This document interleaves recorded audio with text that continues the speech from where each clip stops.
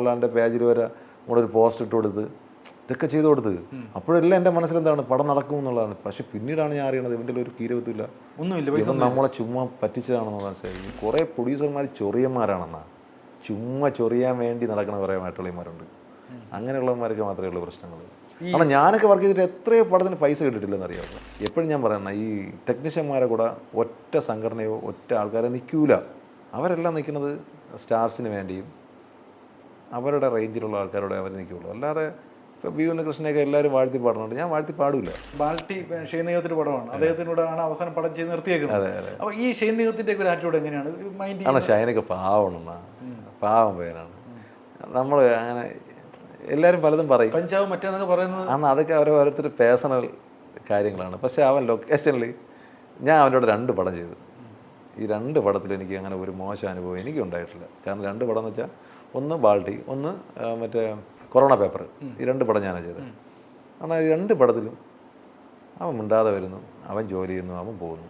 അവൻ അവിടെ ആരെടുത്തും ചൊറിയാനും പോകില്ല, ആളാവാനും പോകില്ല. അവൻ മര്യാദയ്ക്ക് ഒന്ന് വർക്ക് ചെയ്യുന്നു, അവൻ പോകുന്നു. വേറെ ഒരു ശല്യം എനിക്ക് എൻ്റെ അഭിപ്രായത്തിലില്ല. ഇത് ചുമ്മാ ആരൊക്കെ കുറേ ഒരു ഗുണ്ടകളിറക്കി. പിന്നെ ഞാൻ പറഞ്ഞിട്ടാണ്, ഈ കുറേ പ്രൊഡ്യൂസർമാർ ചൊറിയന്മാരാണെന്നാ, ചുമ്മാ ചൊറിയാൻ വേണ്ടി നടക്കുന്ന കുറേ മാറ്റുള്ളമാരുണ്ട്. അങ്ങനെയുള്ളവന്മാർക്ക് മാത്രമേ ഉള്ളൂ പ്രശ്നങ്ങൾ. കാരണം ഞാനൊക്കെ വർക്ക് ചെയ്തിട്ട് എത്രയോ പടത്തിന് പൈസ കിട്ടിയിട്ടില്ലെന്ന് അറിയാമോ. എത്രയോ പടത്തിന് പൈസ കിട്ടിയിട്ടില്ല, വലിയ പടങ്ങൾക്ക് പൈസ കിട്ടിയിട്ടില്ലാണ്. അതെന്താ കിട്ടാത്ത തരാതെ എന്താ? അവരങ്ങനെയാണെന്നാ, അവർ പടം പൊട്ടിക്കഴിഞ്ഞാൽ പിന്നെ നമുക്ക് പൈസ തരില്ല. അതുവരെ പറയും പടം ഇപ്പം തരാൻ എന്ന് പറഞ്ഞിട്ട് അവസാനം നമുക്ക് ചിരിച്ചുകൊണ്ട് തരും. അതാണ് അവർ പരിപാടി. എത്രയോ പടങ്ങൾ, വലിയ പടങ്ങൾക്ക് വരെ പൈസ കിട്ടിയിട്ടില്ല. സ്റ്റാർസിൻ്റെ പടങ്ങൾക്ക് പിന്നെ എനിക്ക് പൈസ കിട്ടാത്ത എത്രയോ പടങ്ങളുണ്ട്. പിന്നെ ചോദിക്കാറുമില്ല, വേറെ പണിയിലാണ്. നമ്മൾ ചോദിച്ചാൽ നമുക്ക് വേറെ ചോദിച്ച് നമ്മളെ നാണം കിടണം. അവസാനം നമ്മുടെ അടുത്ത് പ്രൊഡ്യൂസർ ഇടമുണ്ടെങ്കിൽ 5,000 രൂപ പെട്ടെന്ന് തിരിച്ചു തരാമെന്ന് പറയും. അങ്ങനെയൊക്കെ പറയുന്ന പ്രൊഡ്യൂസർമാരുണ്ട്, വലിയ പ്രൊഡ്യൂസർമാരാണ്. അനുഭവം ഉണ്ട് അങ്ങനെ ഒരുപാട്. ശരിക്കും പറഞ്ഞാൽ സിനിമ ഒരു തേപ്പ് പ്രസ്ഥാനമല്ലേ, തേപ്പ് കട. പക്ഷെ നിങ്ങൾ ഇത്രയും വർഷമായിട്ട് എത്ര പടം? 113 പടം. 113 പടം ചെയ്തതാണ്. സാമ്പത്തികമായിട്ട് നേടിയിട്ടുണ്ടോ? ആണ് ഞാൻ സാമ്പത്തികമായിട്ട് ഉണ്ടാക്കിയത് മൊത്തം കല്യാണം വർക്ക് ചെയ്തിട്ടാണ്. അതെ, സിനിമ ഇത്ര ഉണ്ടായിട്ട് നേടിയിട്ടില്ല. സിനിമയിലെന്ന് വെച്ച് കഴിഞ്ഞാൽ 1.5 വർഷം മുമ്പ് ചെയ്ത പടത്തിൻ്റെ പൈസ ഇപ്പോഴാണ് കിട്ടിയത്. 1.5 വർഷം മുമ്പ് ചെയ്ത ഒരു പടത്തിൻ്റെ പൈസ ഇപ്പോൾ കിട്ടി. അത് അയാളുടെ പൈസ ഇല്ലാത്തതുകൊണ്ടാണ്. അങ്ങനെയുള്ള അത് ജെനുവിൻ ഒരു പ്രൊഡ്യൂസർ ആയതുകൊണ്ട് മാത്രം. നിങ്ങൾ ഈ തുറന്ന് എന്തും ഇഷ്ടപ്പെട്ടില്ലെങ്കിലും തുറന്ന് സംസാരിക്കുന്ന പ്രകൃതമായതുകൊണ്ട് ഒരുപാട് ശത്രുക്കളുണ്ടാവും. ശത്രുക്കൾ വരണോ എന്നാലല്ലേ. ബി ഉണ്ണികൃഷ്ണനായിട്ടൊക്കെ ഒരു കോട്ട് ആണ് അതിൻ്റെ സംഭവം എന്ന് വെച്ച് കഴിഞ്ഞാൽ ആ വിഷയത്തിൽ പുള്ളി ഇടപെടേണ്ട കാര്യമൊന്നുമില്ല. നമ്മളെ യൂണിയൻ്റെ ഒരു വിഷയം പുള്ളിക്ക് അത് ഹെട്ടായെന്ന് വെച്ച് കഴിഞ്ഞാൽ വേറൊന്നുമില്ല. സംഘടന പറഞ്ഞിട്ട് ഞാൻ കേട്ടില്ല. കാരണം ഞാൻ ഒരു കാര്യം, കൂടെ വർക്ക് ചെയ്യണ ഒരുത്തൻ്റെ വീട്ടിൽ വെള്ളം കയറുമ്പം നമ്മളവനെ അപ്പോഴും പിന്നെ സഹായിക്കാതെ പിന്നെ 1 വർഷം കഴിഞ്ഞിട്ടാണ് സഹായിക്കേണ്ടത്. വേറൊരുത്തന്നെ സ്റ്റോക്ക് വന്ന് കിടന്ന് അപ്പം നമ്മളവനെ അപ്പോൾ ഇവർ പൈസ പിരിച്ച് കൊടുക്കില്ലെന്നേ. നമ്മളത് പറഞ്ഞപ്പോൾ നമ്മൾ കുറ്റക്കാരനായി. കാരണം എപ്പോഴും ഞാൻ പറയണം, ഈ ടെക്നീഷ്യന്മാരെ കൂടെ ഒറ്റ സംഘടനയോ ഒറ്റ ആൾക്കാരെ നിൽക്കൂല.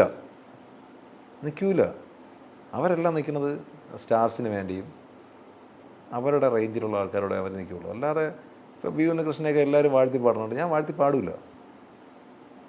അയാൾ ഓക്കെ അല്ല. അയാളുടെ സ്വാർത്ഥ വയ്ക്കുന്നത് ഇപ്പം തന്നെ കണ്ടില്ല. അയാൾ ചെയ്ത പടം പൊട്ടി പപ്പടം പാളിച്ചായില്ലേ, അത്രേ ഉള്ളൂ.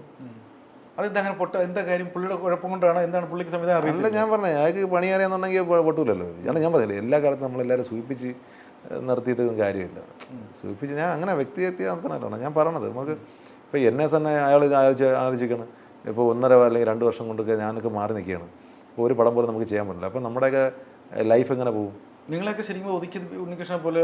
പിന്നല്ലാതെ അയാൾ ഡയറക്റ്റല്ലേ എന്നെ വിളിച്ച് പറഞ്ഞത്. ഡയറക്റ്റ് വിളിച്ച് പറഞ്ഞ അയാൾ എന്താ വിളിച്ച് പറഞ്ഞത്? പടം അവിടെ ചെയ്യാൻ നിൽക്കരുതെന്ന് പറഞ്ഞു.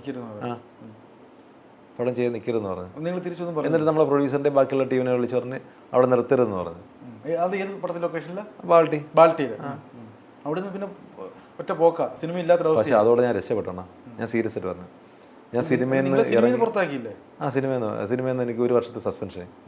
പക്ഷേ എനിക്ക് ഇന്ന് വരെയായിട്ട് അങ്ങോട്ട് പോകാനോ ഒന്നും തോന്നിയാത്തതെന്ന് വെച്ചാൽ ഇന്നും ഉച്ചയ്ക്ക് ശേഷം ഒരു കല്യാണം അവർക്കുണ്ട്. ഞാൻ അതിന് ശേഷമാണ് രക്ഷപ്പെട്ടത്.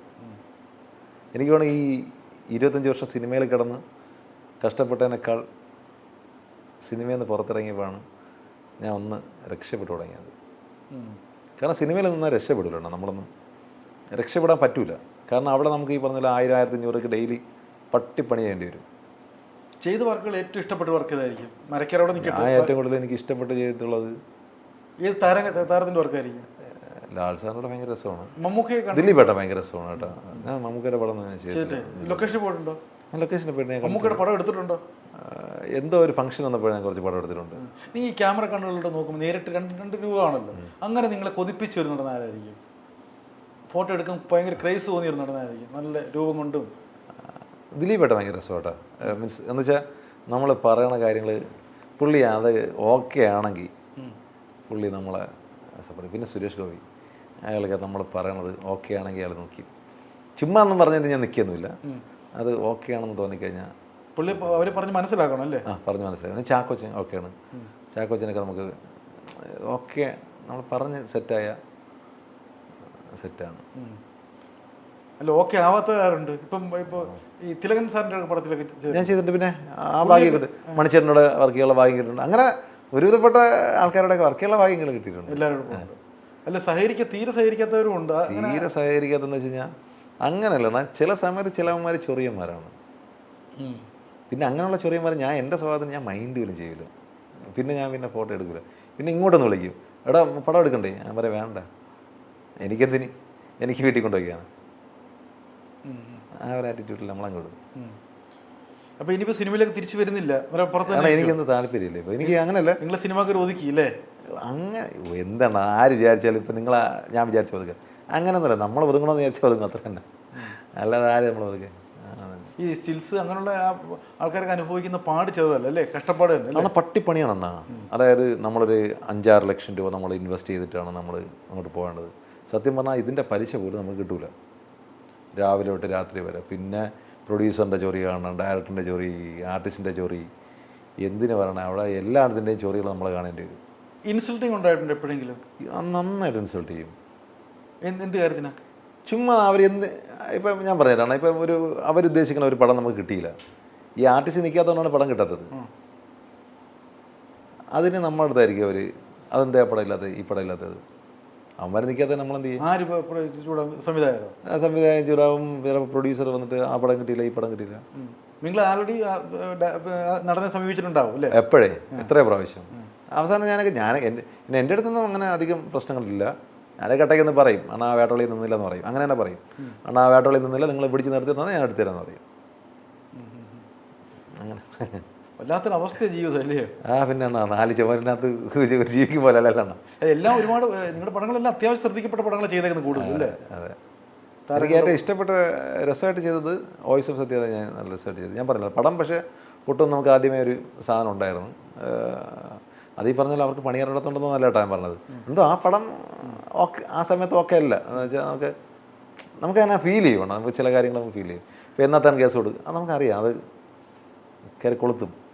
ഈ ഷാലു പെയ്യഡ് എന്ന് പറയുന്ന വ്യക്തി കൂടുതൽ ജനങ്ങൾ അറിഞ്ഞത് റോബിൻ്റെ വിഷയത്തിലാണെന്ന് തോന്നുന്നു. അതെ. നിങ്ങൾ തമ്മിലുള്ള ഏറ്റവും ഒരു യുദ്ധമായിരുന്നു ഓൺലൈൻ മീഡിയ. അതെ.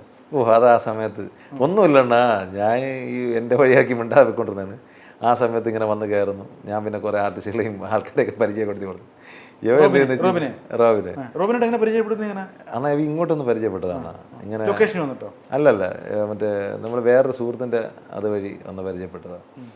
അപ്പോൾ ഇവരൊക്കെ സോഷ്യൽ മീഡിയ, സത്യം പറഞ്ഞാൽ അന്നൊന്നും നമുക്ക് ഈ സോഷ്യൽ മീഡിയ കളം ഇതൊന്നും നമുക്ക് അറിഞ്ഞൂടാ. നമുക്കതൊന്നും സമയമില്ല. ഇവരായിരുന്നു ഈ ബിഗ് ബോസ് എന്ന് പറഞ്ഞ പരിപാടി ഞാൻ കണ്ടിട്ടില്ല. എനിക്ക് ഇവരെ അറിഞ്ഞൂടാ. നമുക്കിതൊന്നും നമ്മളെ ലോകമല്ല, അത് നമ്മളെ ടെറിട്ടറി അല്ല. അങ്ങനെ ഇവൻ വന്ന് എന്നെ പരിചയപ്പെടുന്നു.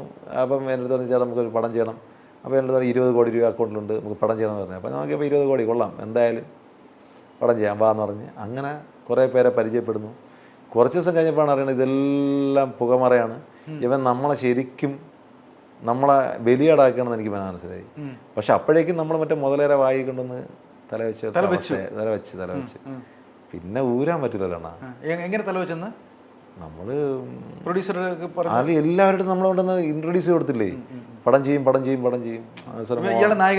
ഓ പിന്നെ അവസാനം മറ്റേ മോഹൻലാലിന്റെ പേജിൽ വരെ നമ്മളൊരു പോസ്റ്റ് ഇട്ട് കൊടുത്ത് ഇതൊക്കെ ചെയ്ത് കൊടുത്ത്.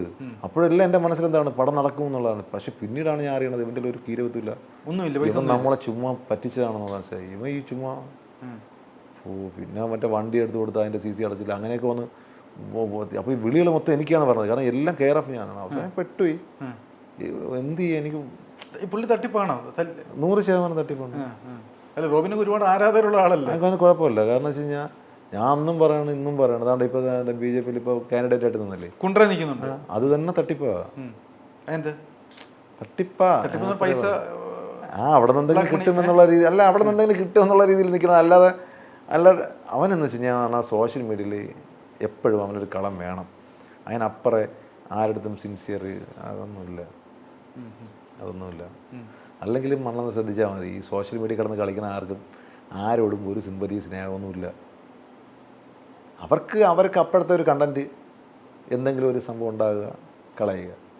ബാക്കി അപ്പുറത്ത് നിൽക്കുന്നവൻ്റെ ഫാമിലി, അവൻ്റെ അവസ്ഥ, അവൻ്റെ മാനസികാവസ്ഥ, അവൻ്റെ വിഷമങ്ങൾ, അതൊന്നും ഇവരെ വിഷയമേ അല്ല.